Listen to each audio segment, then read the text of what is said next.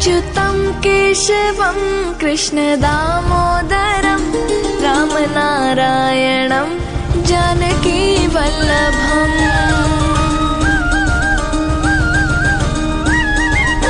अच्युतं केशवं कृष्णदामोदरं अच्युतं केशवं कृष्णदामोदरं अच्युतं केशवं कृष्णदामोदरं रामनारायणं जानकीवल्लभम्।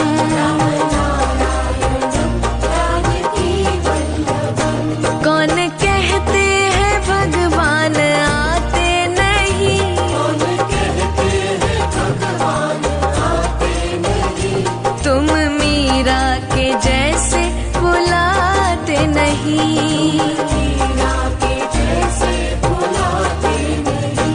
अच्युतं केशवं कृष्णदामोदरं रामनारायणं जानकीवल्लभम्।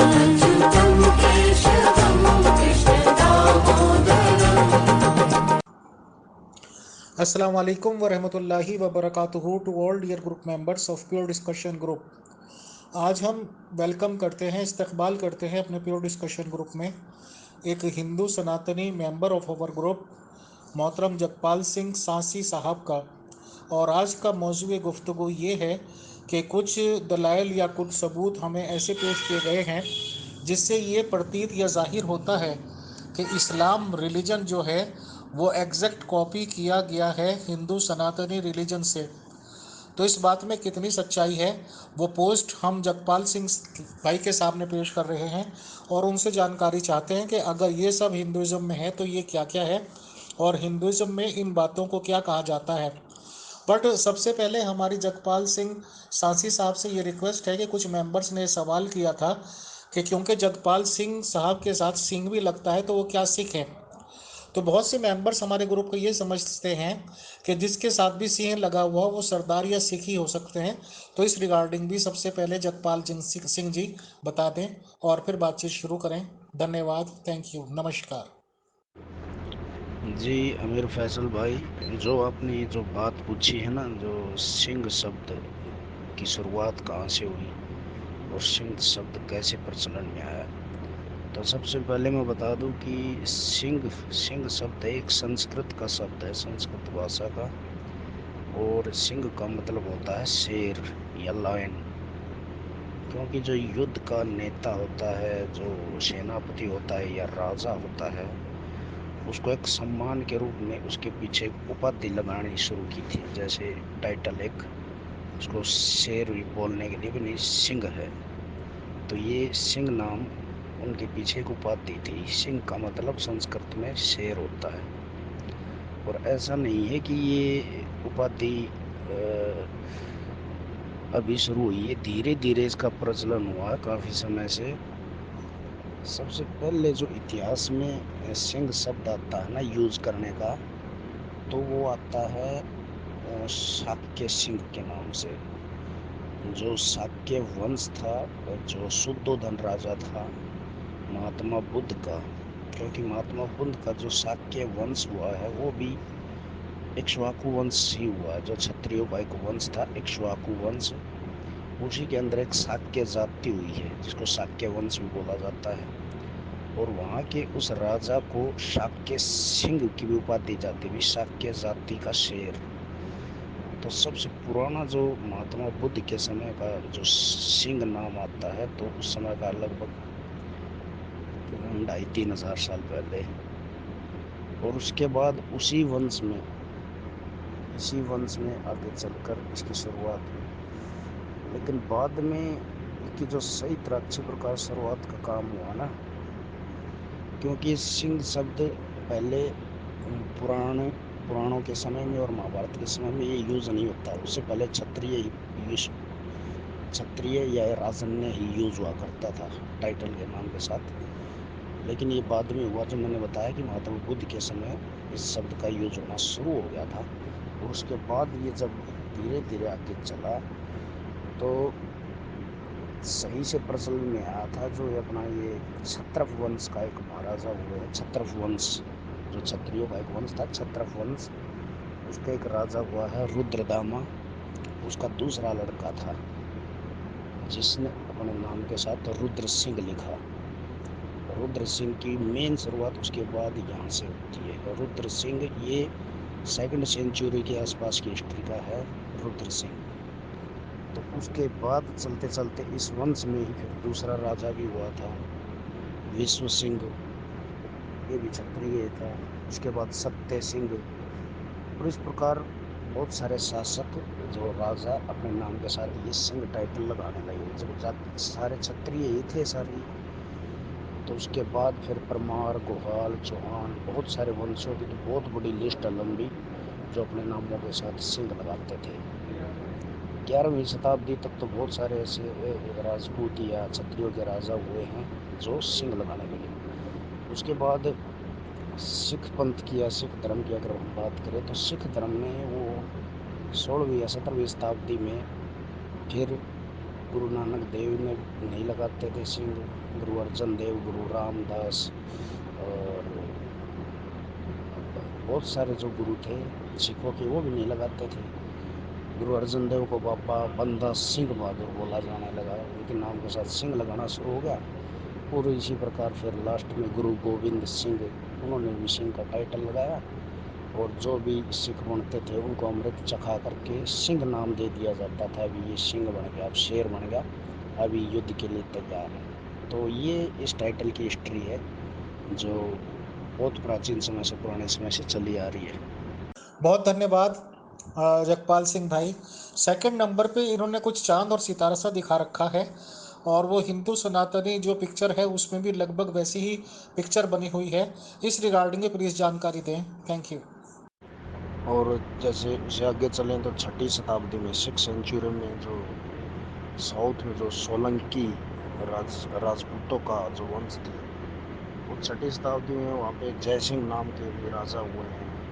फिर 11वीं शताब्दी में जय सिंह द्वित सेकंड हुए हैं। और परमार जो राजपूत हुए हैं 10वीं शताब्दी में, वहाँ पे भी सिंह नाम हुआ। मालवा के जो राजपूत हुए हैं, मेवाड़ के जो गोहिल वंश के राजपूत थे, मेवाड़ के इतिहास में 1000 से 11वीं सेंचुरी में इस तरह के बहुत नाम प्रचलन हो चुके थे जो अपने नाम के साथ सिंह लगाते थे। ठीक है, उनमें वैरी सिंह हुए, उसके बाद विजय सिंह, हरि सिंह, चोड़ सिंह, विक्रम सिंह, बहुत सारे ऐसे शासक 11वीं सेंचुरी तक हो चुके थे, राजपुताने में या राजाओं में लगाते थे। और जो सिख धर्म में जो शुरू हुआ ना, वो गुरु गोविंद सिंह के समय में शुरू हुआ है सिंह लगाना। उन्होंने भी अपना टाइटल सिंह सेलेक्ट किया। तो गुरु गोविंद सिंह ने 16वीं सेंचुरी में फिर अपने लोगों को सिख धर्म में लाके उनके नाम के साथ सिंह जोड़ना शुरू किया। वो तब तक तो बहुत सारे कबीले और वंश और जातियां सभी जो अपने आप को मार्शल कौम में मानती थी, वो सिंह लगाती थी अपने नामों के साथ। हज भी लगाते हैं सभी। जी शुक्रिया, धन्यवाद जगपाल सिंह भाई।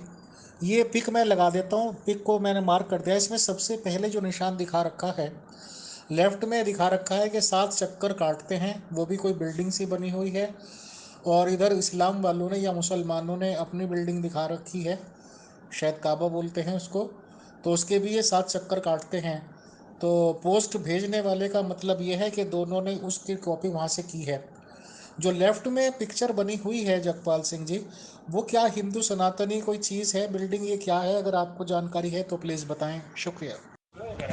जी बिल्कुल राणाजाज भाई, जो है ना ये 7 चक्र, या हमारे सनातन हिंदू धर्म में परिक्रमा बोलते हैं उसको। उसमें मंदिर की या देवता की या किसी भी चीज़ की उसको सम्मान देने के लिए परिक्रमा करते हैं, जिसको चक्कर बोलते हैं। चक्कर 7 परिक्रमा अलाउड है यहाँ पे हर चीज़ की, मतलब 7 फेरे भी जो होते हैं ना शादी के वक्त, तो उसमें भी 7 अग्नि के चक्कर लगाए जाते हैं।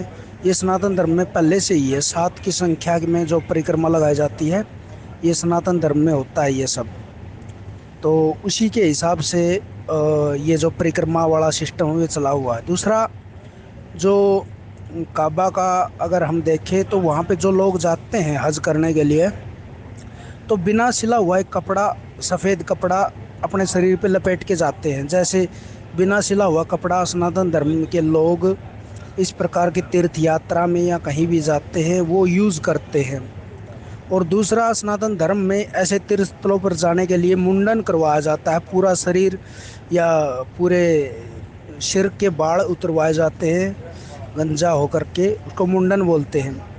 तो उसी हिसाब से काबा में भी जितने भी जाते हैं वो बिना सिला हुआ सफ़ेद कपड़ा भी पहनते हैं और काबा के चक्कर लगाते समय अपना मुंडन भी करवाते हैं।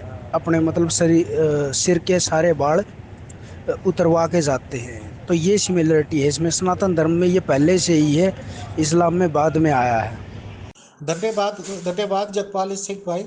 नेक्स्ट पॉइंट इसमें हैंगिंग लैंप्स का दिखाया गया है कि जैसे कि लैंप वगैरह लटके हुए हैं।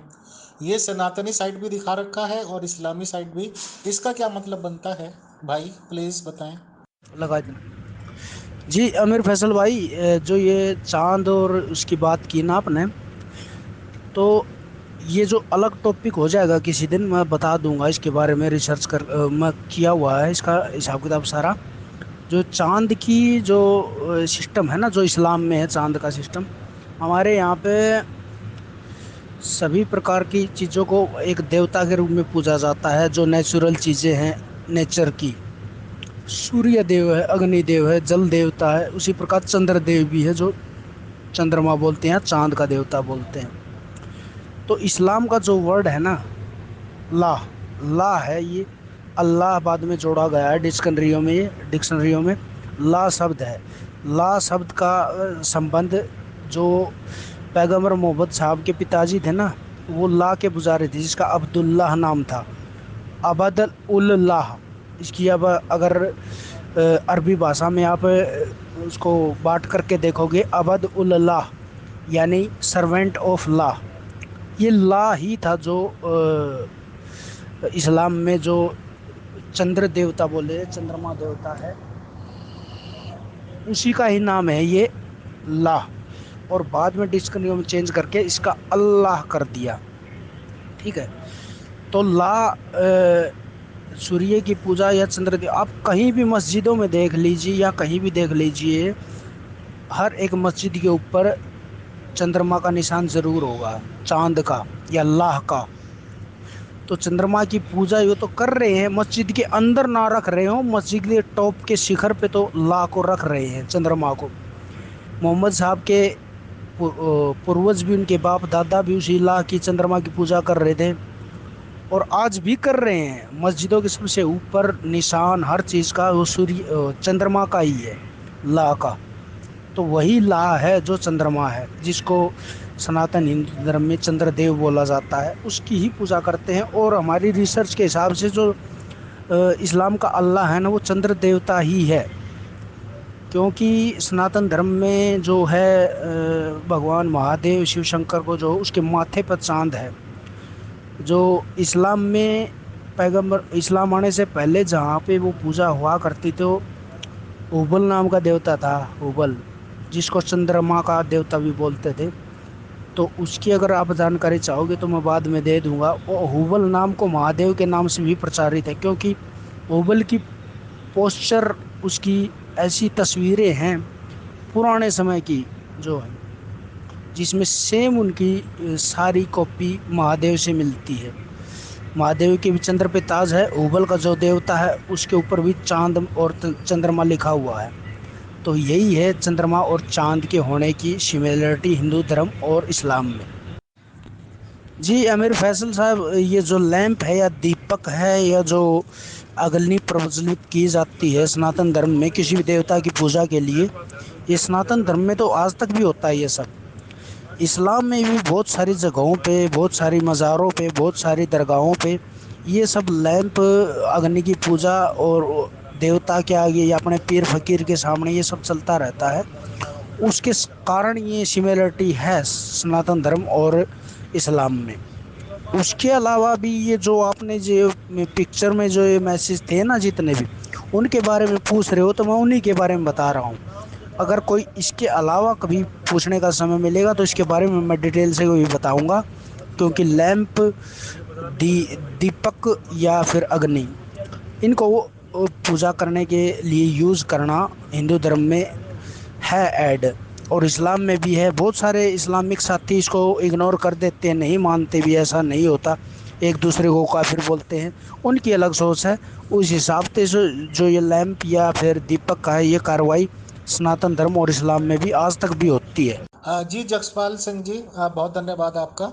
इसके बाद नीचे इन्होंने जो दिखा रखे हैं वो मैं समझता हूँ कि काले रंग के पत्थर या शिवलिंग कह लीजिए आप, चाहे वो काबे पे लगा हुआ दिखाया गया हो चाहे वैसे।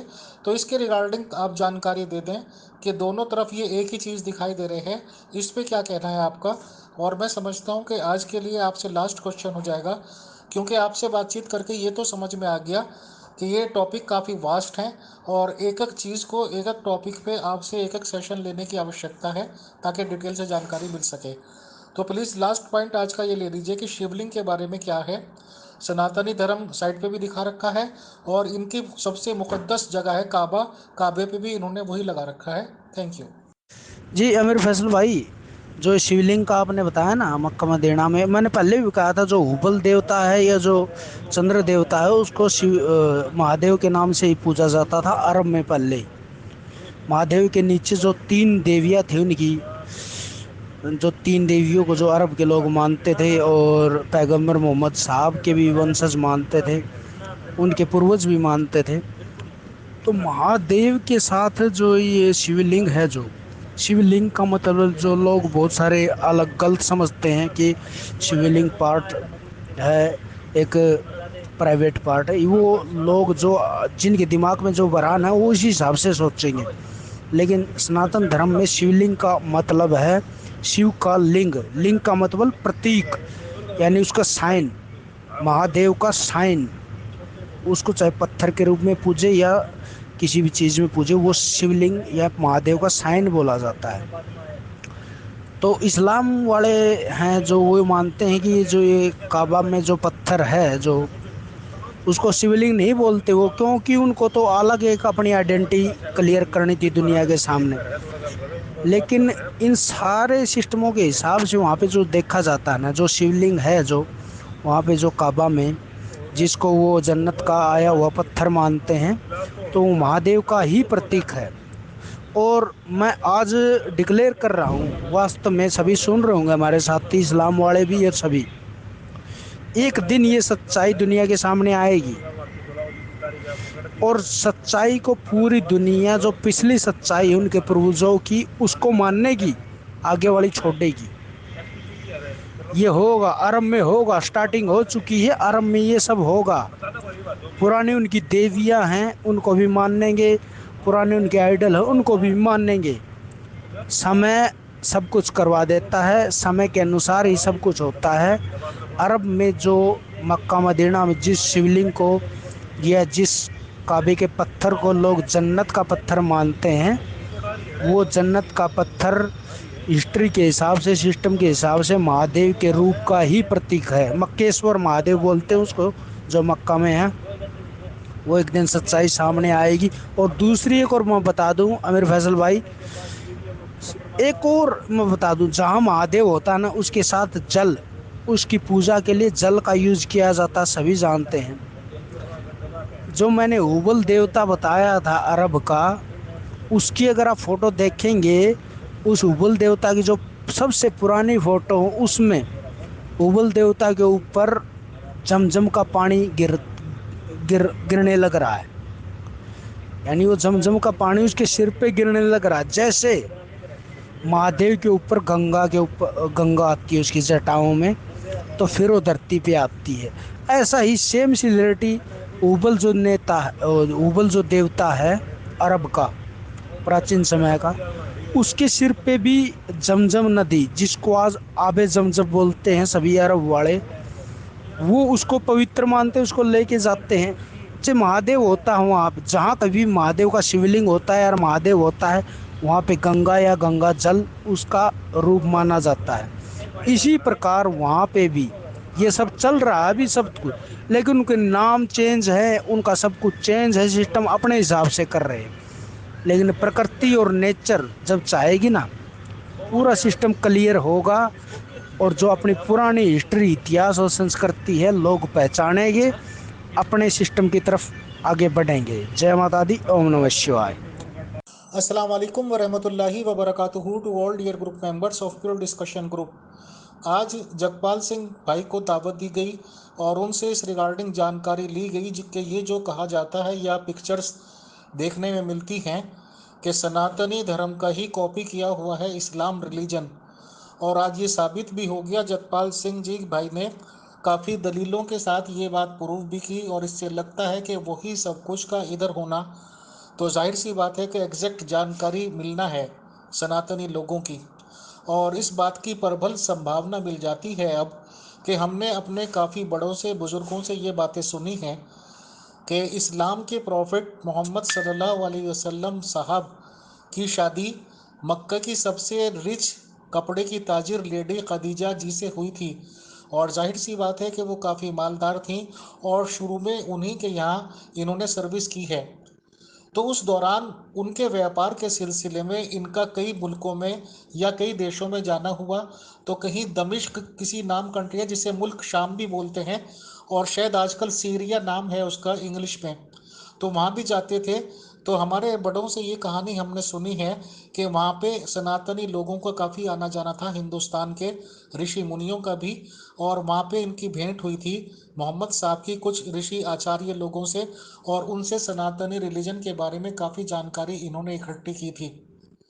और वही जानकारी इन्होंने लेकर अपने लोगों को इंट्रोड्यूस कराया है, ऐसा सनातनी लोगों का बुजुर्गों का मानना है। और उसके बाद आदमी की अपनी एक अंतरात्मा होती है जिसको रूह की आवाज़ भी कहते हैं। तो जाहिर सी बात है कि एक टाइम में रसूल इस्लाम मोहम्मद सल्लल्लाहु अलैहि वसल्लम साहब ने अपने लोगों को एक पत्थर ला के दिया और ये बताया कि ये जन्नत से आया है। और जाहिर सी बात है कि उसकी बनावट क्योंकि इसलिए सबको देखने को मिलती है कि वो आज की तारीख में काबे पे लगा दिया गया है, और तमाम मुसलमान जो भी हज को जाते हैं उसे चूमने चाटने के लिए बेकरार रहते हैं। और पूरी दुनिया के मुसलमान कहीं पे भी हों उसी की तरफ देख के नमाज पढ़ते हैं, काबा की तरफ, और वहाँ जाने के बाद काबे के चारों तरफ ही नमाज पढ़ी जाती है। तो उसको इतनी इम्पोर्टेंस देना कहीं ना कहीं ये दर्शाता है कि रसूल इस्लाम साहब को भी इन चीज़ों की अजमत का पता था और उन्होंने काफ़ी इसकी इम्पोर्टेंस दी है। बहरहाल ये जानकारी अभी प्यास अधूरी है। जगपाल सिंह भाई को हम वक्तन फ़ौक्तन बुलाते रहेंगे और एक एक चीज़ की जानकारी डिटेल्स से लेंगे ताकि हमारी सभी मेंबर्स को जानकारी मिल सके। जगपाल सिंह भाई ने टाइम दिया और हमें महत्वपूर्ण जानकारियाँ प्रदान की, उनका धन्यवाद। नमस्कार। अच्युतं केशवं कृष्णदामोदरं रामनारायणं जानकीवल्लभम्।